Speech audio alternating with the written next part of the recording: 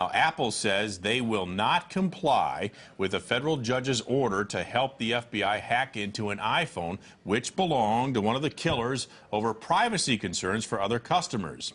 And while Apple continues to make its case about encryption, we dug a little deeper and asked, what does encryption really mean for you? And CBS 13's Sharin Rajae is live at the state capitol getting answers for us tonight. Sharin?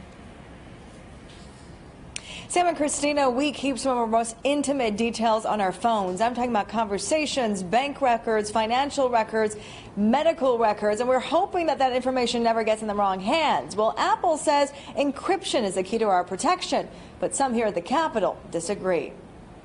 There have been people that suggest that we should have a back door.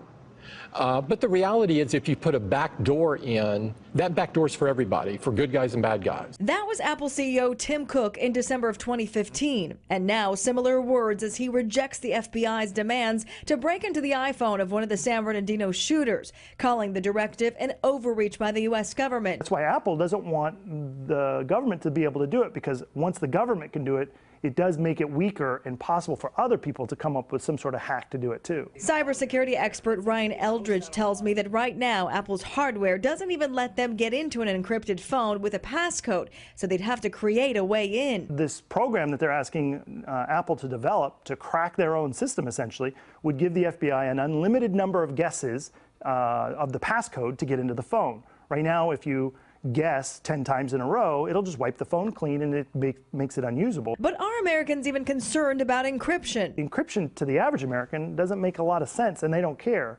But they would care once somebody else gets it that they don't want to have it. Meanwhile, Assemblymember Jim Cooper, who's trying to get a bill passed to ban devices with unbreakable encryption in California, says Apple's rejection is more about making money than privacy. Apple's definitely wrong. It's a sad commentary. You know, people profits over people, and that's dead wrong with that. Just think about that. And that's really what it comes down to. I've seen when child pornography and human trafficking information has been extracted from phones previously, done by Apple, and now all of a sudden, hey, we can't do it, and the whole thing is a selling feature.